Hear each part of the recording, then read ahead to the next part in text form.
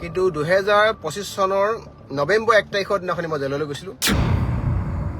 এনেকুৱা 50 বছৰ ঊৰ্ধ্ব এজন ব্যক্তিক গুৱাহাটীত মাজমজিয়াত তাৰে স্থানীয় ব্যক্তিক মাৰিছে। জিতেন্দ্ৰ হালৈ তাৰ স্থানীয় ব্যক্তি, লোকেল এজন ব্যক্তি হয়, মাৰিবলৈ কাৰো সাহস নহৈছিলে। গতিকে এইবিলাক বস্তু যেতিয়া দেখোঁ নহয়, মানে তেজৰ মানে হীৰাই হীৰাই প্ৰবাহিত এই লাইনবিলাকত মানে কিবা উতলি উঠে মানে। আৰু জাতিটোৱে অলপমান জনাটো প্ৰয়োজন আছে, জাতিটোৱে এটা বুজা প্ৰয়োজন আছে যে বীৰ লাচিত সেনা অসমৰ এই সংগ্ৰামখনত আমাক কেৱল চান্দা দি, আমাক কেৱল ধন টকা পইচা তোলে, আমাক কেৱল কিডনেপ কৰা ব্যক্তি, সাংঘাতিক বেলেগ বেলেগ ধৰণৰ শব্দই আমাক মানে পৰিচয় দিব বিচাৰে।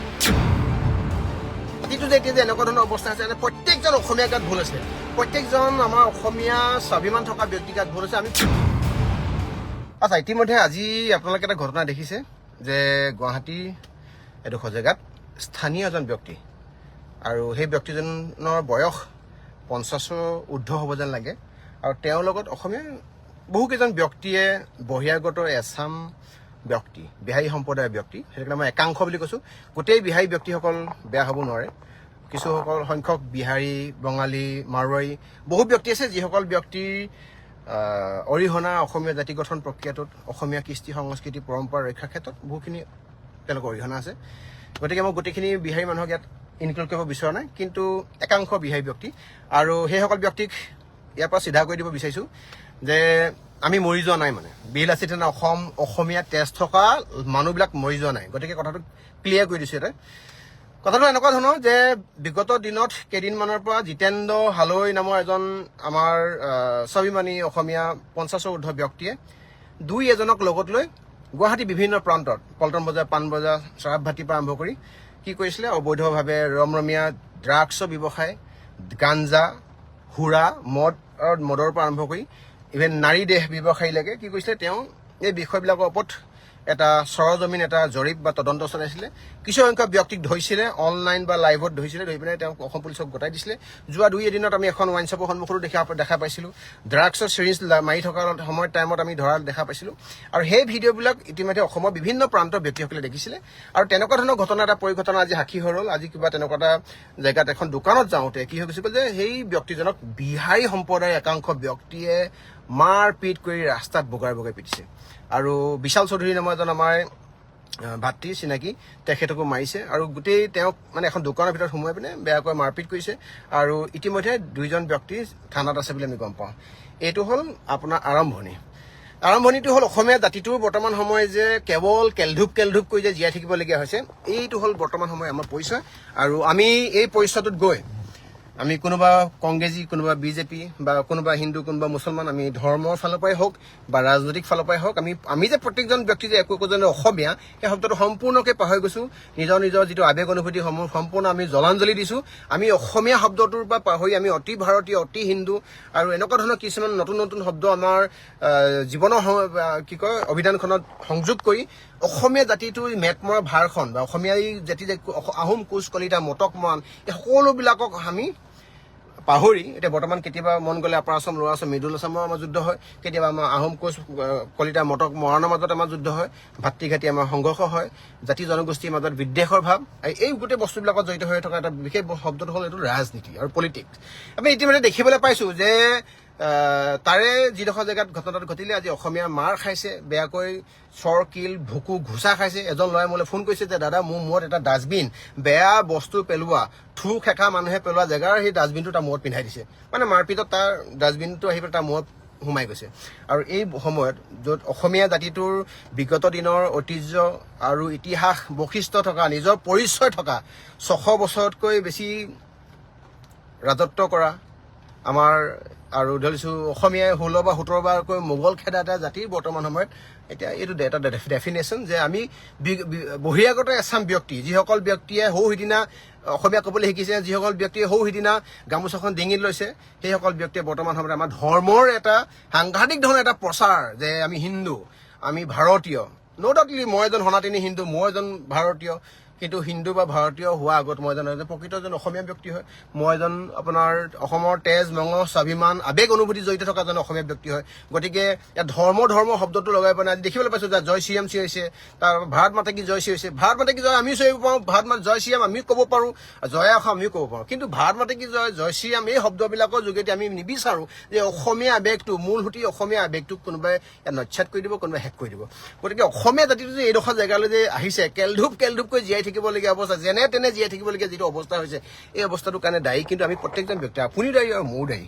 এটা কাৰণে দায়ী যে আমি এতিয়া অসমীয়া আমাৰ প্ৰত্যেকজন ব্যক্তিৰ মাজত থকা ককাই ভাই বাই ভনীৰ মাজত থকা সমন্বয় সম্প্ৰীতি সম্পূৰ্ণ শেষ হৈছে। এই যে অসমীয়া যে নিজক নিচিন্তে এদিন অসম ৰসাতলৈ যাব, অসমীয়া ৰসাতলৈ যাব, ককাই ভাই বাই ভনীবিলাক যে ৰসাতলৈ যাব, তাৰ এইবিলাক জলজট পটপট প্ৰমাণ। আৰু এনেকৈ জীয়াই থাকিব লাগিব, কাৰণ আমি হ'লো নীলাজ একোজন অসমীয়া ব্যক্তি।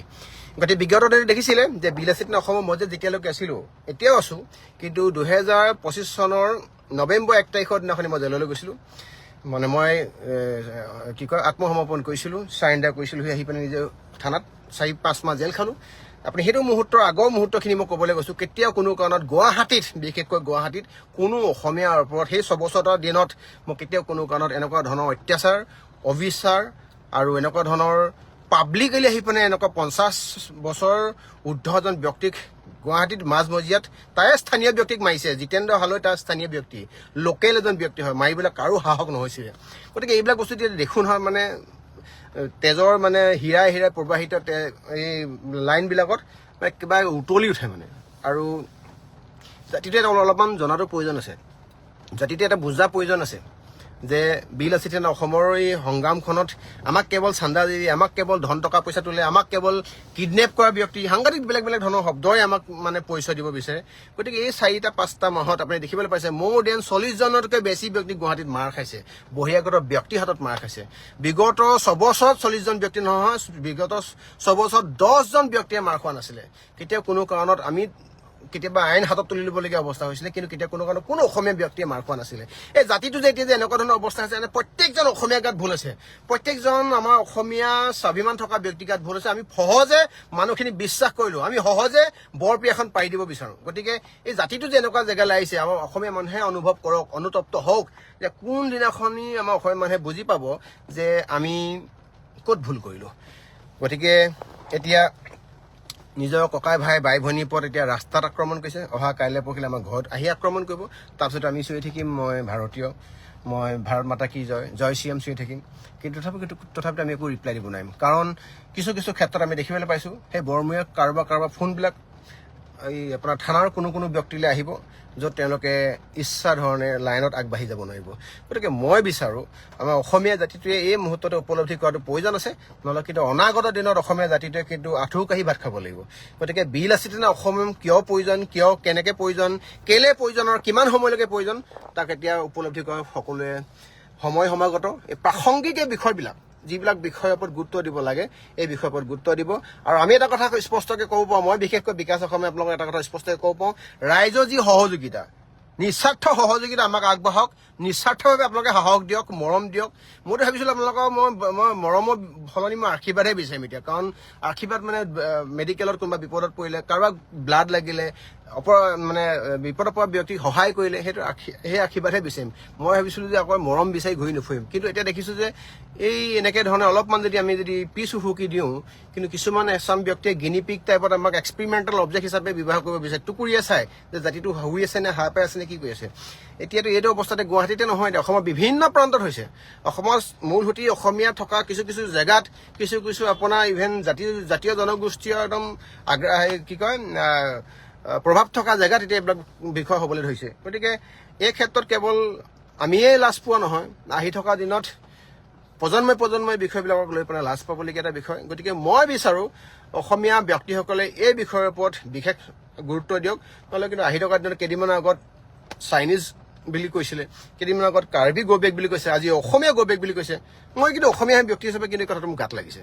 মই যদি আজি যদি মই যদি IAS হ'লোহেঁতেন বা IPS হ'লোহেঁতেন, মই যদি বিধায়ক বা মই যদি মন্ত্ৰী হ'লোহেঁতেন মই আজি এই কথাটো মোৰ গাত লাগিবই মানে কাৰণ অসমীয়া নিজৰ জেগাতে আহি পেলাই কোনোবা বহিৰাগত ব্যক্তিয়ে আহি পেলাই ইয়াত দপদপাব আমাৰ ককাই ভাই বাই ভনীক আমাৰ সন্মুখৰ ৰাস্তাত দৌৰাই পিটিব ল'ৰাই দৌৰিবলগীয়া হৈছে পলাবলগীয়া আছে এই বিষয়বিলাক কেতিয়াও কোনো কাৰণত গ্ৰহণযোগ্য নহয় আৰু ইতিমধ্যে গম পায় বিগত দিনত দেখিবলৈ পাইছোঁ যে কেৱল টনা আজৰ কৰি থাকিব বিচাৰে এই টনা আজৰ কৰি থাকিব বিচৰা অভ্যাসটো এৰক জাতি গঠন প্ৰক্ৰিয়াটো প্ৰত্যেকজন ব্যক্তিৰ ইয়াত প্ৰয়োজন আছে আহোম কোচ কলিতা মটক মৰাণ গোসাঁই মহন্ত গোস্বামী প্ৰত্যেকজন ব্যক্তিয়ে হিন্দু মুছলমান প্ৰত্যেকজন ব্যক্তিয়ে জাতি গঠন প্ৰক্ৰিয়াটোত আপোনাৰ প্ৰয়োজন আছে গতিকে আপোনালোকে যদি মূৰ তুলি যদি জীয়াই থাকিব বিচাৰে প্ৰথমতে নিজক চিনক তাৰ পাছতহে বাকীবিলাক কথা আহিব গতিকে আশা কৰিম যে অসমীয়া স্বাভিমানী অসমীয়া কথাখিনি ইতিবাচক দিশে ল'ব আমাৰ কোনো ইয়াত মানে ব্যক্তিৰ ওচৰত আমাৰ হেৰি নাই কি কয় অশুভ প্ৰতিযোগিতা নাই আৰু সকলোবিলাক মানুহ ইয়াত থাকিব পাৰে সকলোবিলাক মানুহে ইয়াত